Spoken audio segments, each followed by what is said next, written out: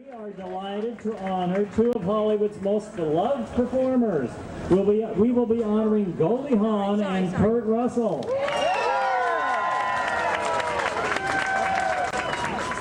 I think you've heard enough of me. Let's bring our honorees to the stage. Please help welcome Goldie Hawn and Kurt Russell to the stage.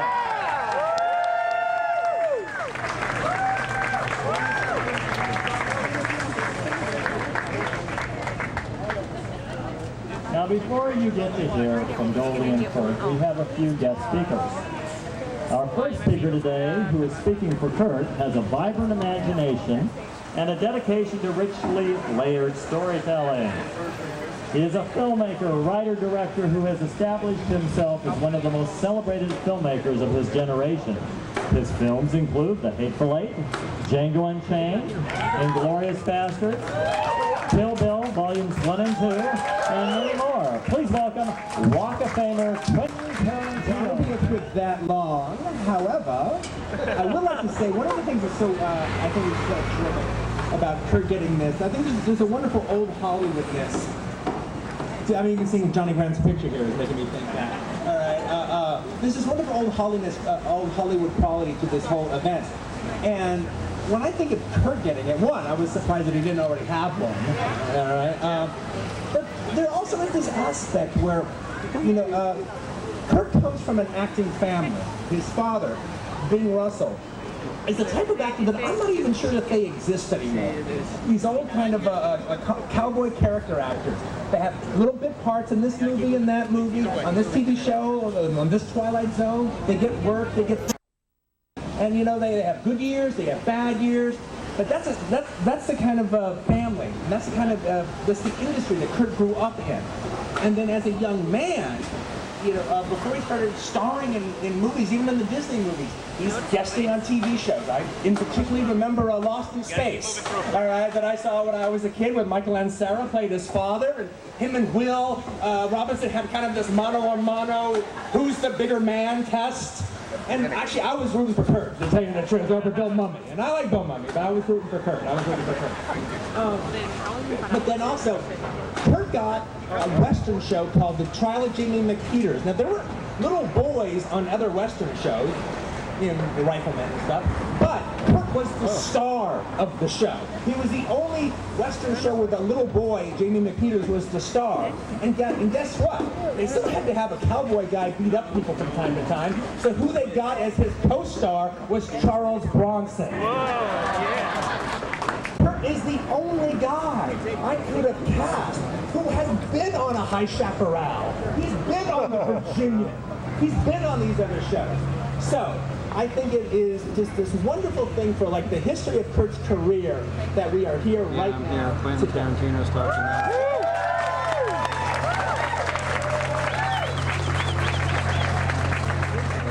Production on Disney's A Wrinkle in Time, and can next be seen in the feature Home Again.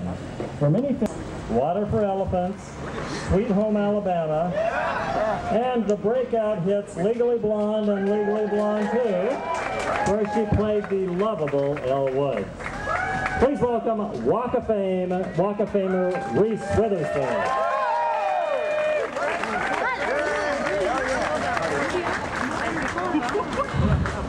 First of all, I just don't even know where to begin with the amount of excitement I have had since about 6:30 this morning. I have to go down and make an I Love Goldie button because I am literally her biggest fan. And really, I mean it. I mean, if you don't believe me, my very first email address was overboard@AOL.com. Okay? That's how much I love these two people. Really.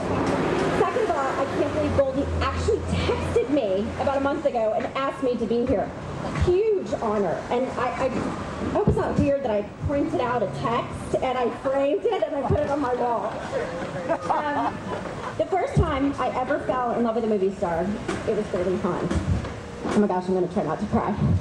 It was 1986, and my dad took me to see Wildcats, where she played Molly McGrath, a down-on-her-luck single mom trying to become a football coach at a rough inner-city high school.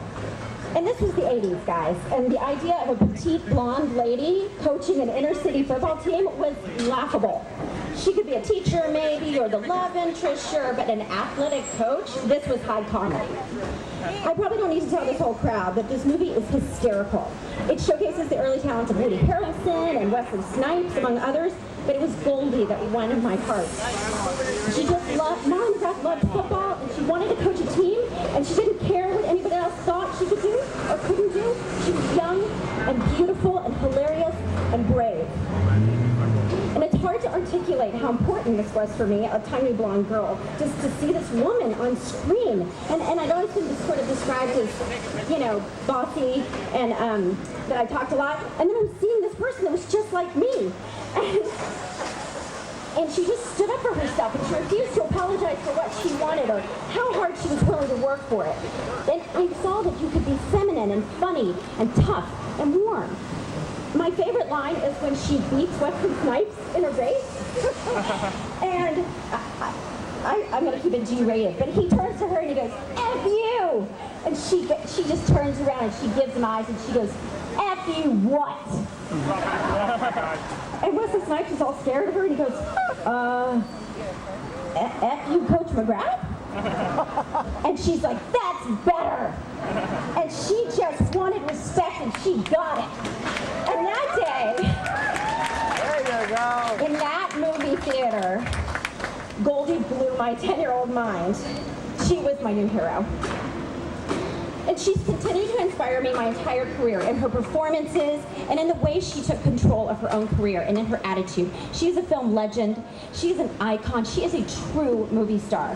From her early start in Laugh-In to comedic turns in Shampoo and Foul Play and Thriller Call and Private Benjamin and my favorite, Overboard, The First Wives Club, to her dramatic turns in Crisscross and Deceived, and my other favorite, Wing Shift. Goldie just never stopped cutting a new path for how women are perceived on film. And she knows that girls that are happy and laugh a lot and are beautiful are not necessarily stupid. And the audiences love an underdog with a big heart. Basically, every career choice I make in my life, I think, would Goldie approve of this? Goldie or Gloria, they basically make all my choices. And aside from all these amazing tour de force performances and Academy Award wins and nominations, she just shattered all sorts of barriers for women, and she also produced Private Benjamin. She developed an idea with writers Nancy Myers and Charles Shire, and then she physically took the script around to the studios herself. She said, I didn't plan on becoming a producer, I only wanted to create better roles for myself. And I loved the idea of Private Benjamin so much that I thought it would be the perfect opportunity to finally control my own destiny. And it's because of her performance and her tenacity that she made that film a classic. I've had the unique privilege of getting to talk to Goldie on the phone and just sort of hear, like, what made her tick and why did she decide to produce? And she's so warm and funny and lovely that she doesn't talk about how shrewd and brilliant she is. She's just this self-starter with big ideas, and she picks up the phone, she calls studio heads, because she knows that's how she's going to get shit done. Her character in First Wives Club was a famous actress, and she said, there are only 3 ages for women in Hollywood: babe, district attorney, and driving Miss Daisy. Well, Goldie, that is not you. She took it upon herself to make sure that was not going to be the case. And she was determined to tell a story she was passionate about. Since the first time I saw her on screen, Goldie has just inspired me. She's taught me to want more out of my life, out of my films, and she taught me to want more out of my career. And I became a producer because of her. She changed the possibilities of what women can do in film. So thank you, Goldie. Thank you for inspiring us, all of us. Thank you for inspiring women and actresses to control their own destiny, and for inspiring women to demand respect, no matter where they are or what they're doing. And thank you for making us laugh, and thank you for making us happy. She just lights up the screen. She's lit up my life, and I hope one day I can be held in the same esteem that I hold her. She's changed my life, and she's quite simply, I love you, Goldie.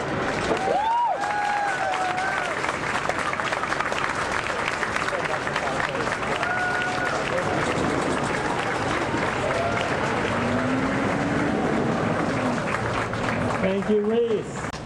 Please welcome Kate Hudson to the stage. I didn't realize my parents were going to be standing right next to me.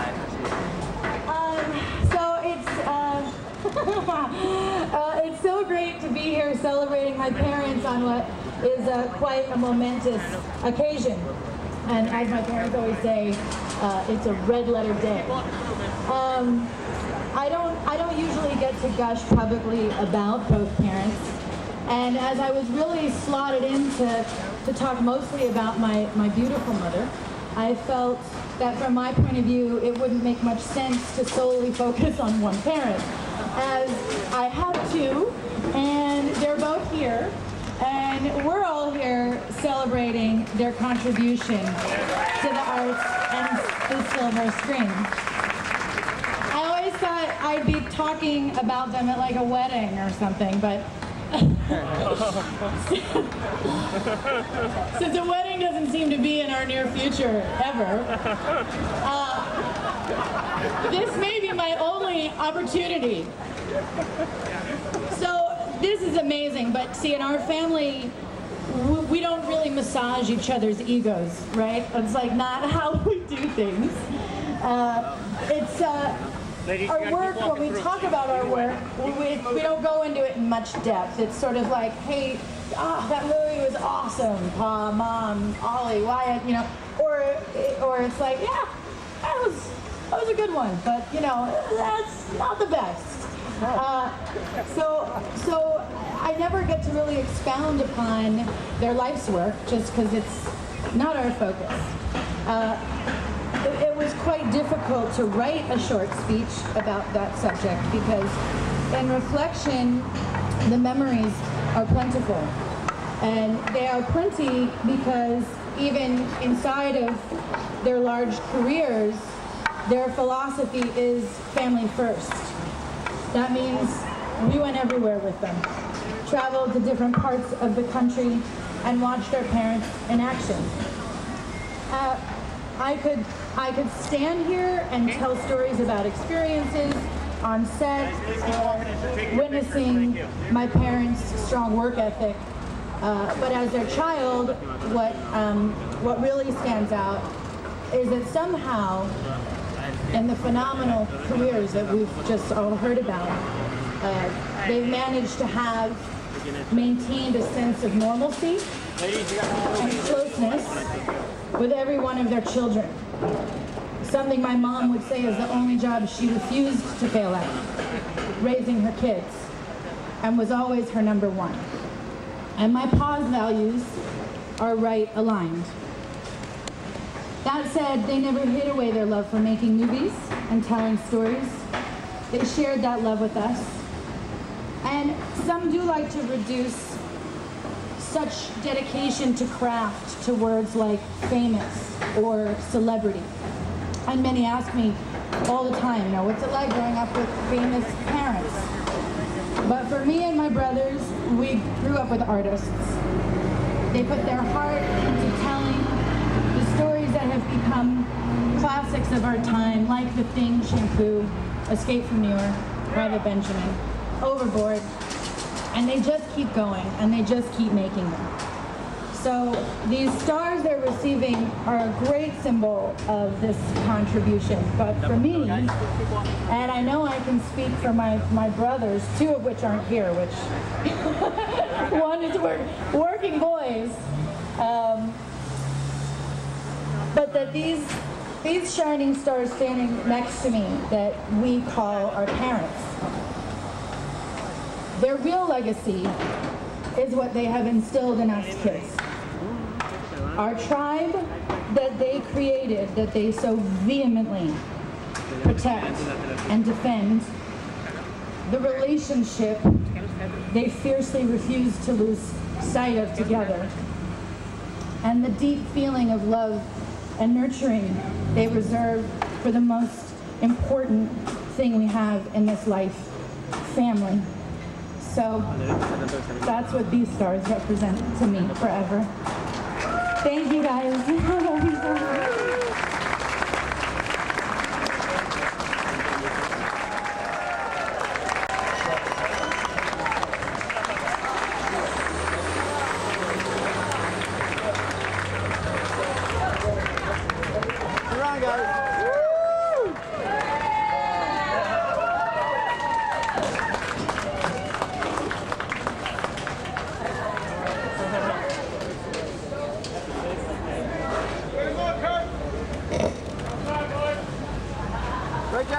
Goldie Hawn. Thank you, Councilmember O'Farrell. So we have heard some amazing tributes thus far, haven't we? Yeah. And we know who you're really waiting to hear from, our own Reese. So it's your turn to speak. Why don't we have Goldie go first and then Kurt? Thank you. Thank you very much. Did we just get married? That'll work. We've never had a celebration like this before. But I'm not going to pop the questions. We've done it. Thank you, Hollywood Chamber of Commerce. Thank you, my beautiful daughter. And my other beautiful daughter. Oh my God. It was very, very emotional. I didn't think I was going to be emotional today. Obviously we're doing a lot of things and we're busy. But this actually means more to me as I start reflecting on things, which I don't really write my speeches, but I'm speaking from my heart. You know, Hollywood Boulevard was something that I was a dancer, and I carried my dancing shoes up here looking for an agent.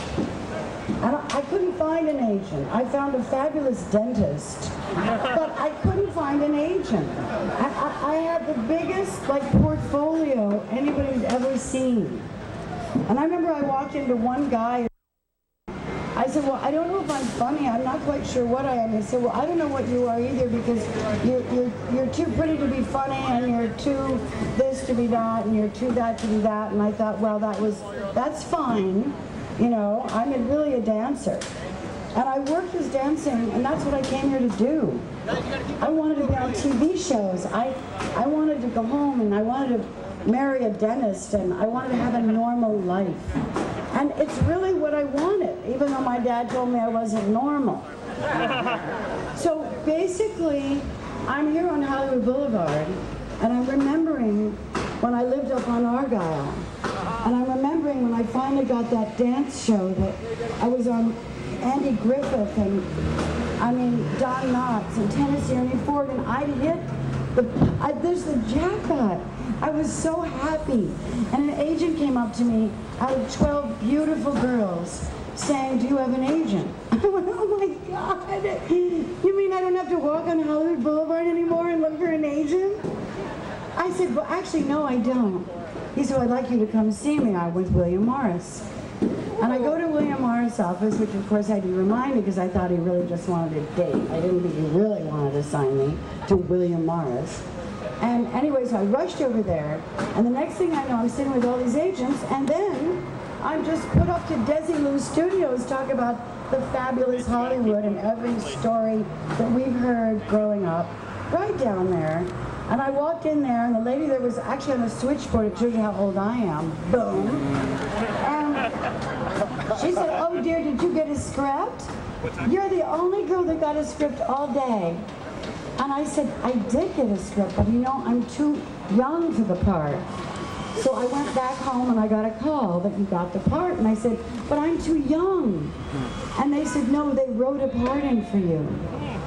So as we start talking about life, stardom, destiny, all the things that you say, what does this mean to you? What does this star mean to you? Does it really mean that you're a star? When you're acting there at Desi Lou Studios and George Schlatter, one of the loves of my life, came there and said, I think I want to talk to her. And he was the man of laughing. He started laughing. Hey, you want to go? Yeah. I just said yes. That star is part of yes.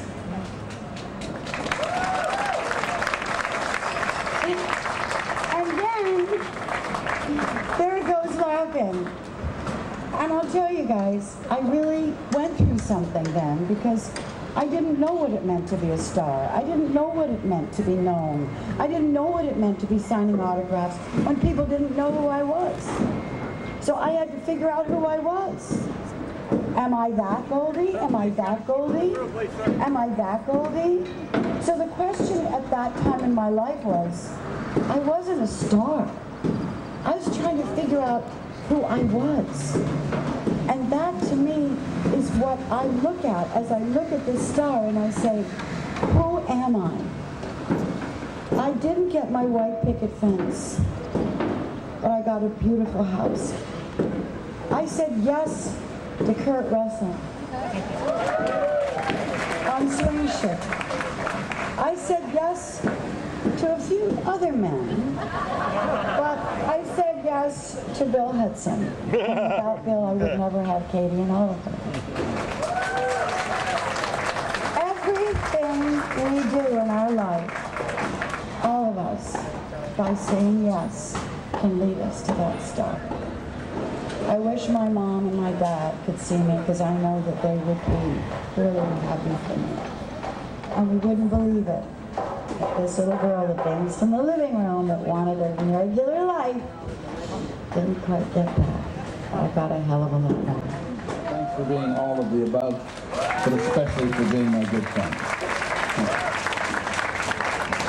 Alan Horn, Disney, for stepping up to sponsor my portion of this. I thank you. Otherwise, this would have been posthumous. And to the Hollywood Chamber of Commerce for your kind consideration. Thank you.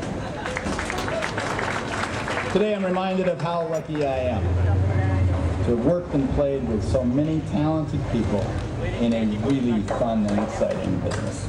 Actors, actresses, directors, producers, writers, all the crew members of all the shows, especially and specifically makeup, hair, and wardrobe. Dennis Lydiard, I'm talking to you. Studio executives, studio heads, Walt Disney, I'm talking to you. Distributors, exhibitors, a few really important agents, and one secretary in particular. 56 years, that seems right now like one big, beautiful, fleeting summer camp. But I owe a special debt of appreciation to my families, and I've never had the opportunity to do it publicly, so I'm going to do it. First to my mom. Where are you, Mom? She's sitting right there. Louise. St. Lulu. And to my dad, who's sitting up there. Maybe watching, maybe doing something else. For literally, I thank you for everything in my life. To my first and toughest and fairest critics, and always with love, my three fantastic sisters, Jill, Jody, and Jamie. I love you. To my four kids, Boston, Oliver, Kate, and Wyatt.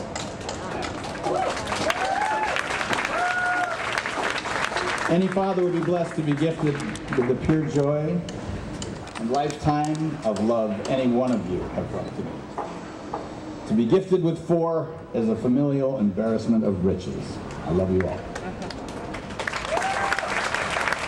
Of course, none of that would have happened to me if it were not for you, Goldie.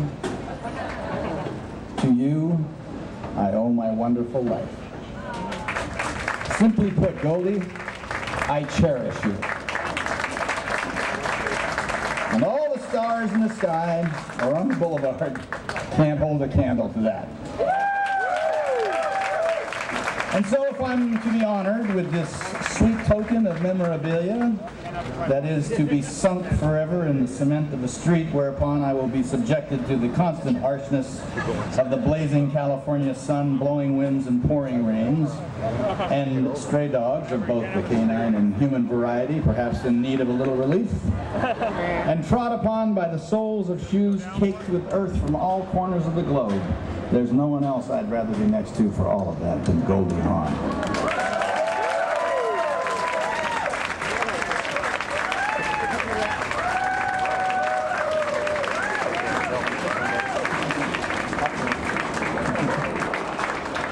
And finally, to those of you who, perhaps like me, are crazy, madly, and deeply in love with motion pictures, remember this. The first part's Albert Schweitzer, the second part's Kurt Russell. If you feel that light in your life going out, it can be blown again into flame by an encounter with another human being. Even if that human being may exist only in the magical, mystical, magnificent world of motion pictures. So thank you all for coming. I'll see you tomorrow, not as me, but as someone far more impressive, as Ego the Living Planet in Guardians of the Galaxy Volume 2. See you in the movie.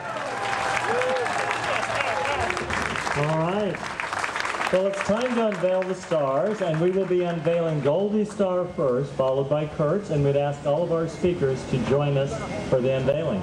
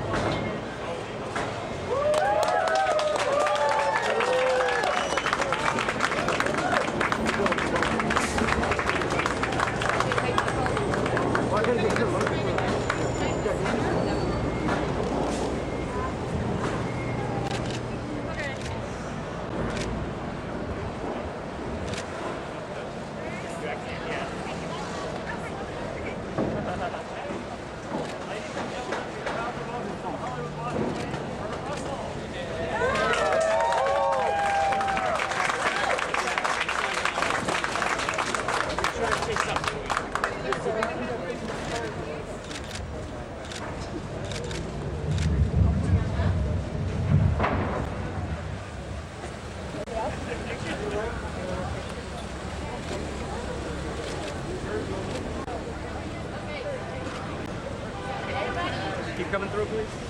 Here, guys. You can take your pictures on the fly. Players, ready to hit, please.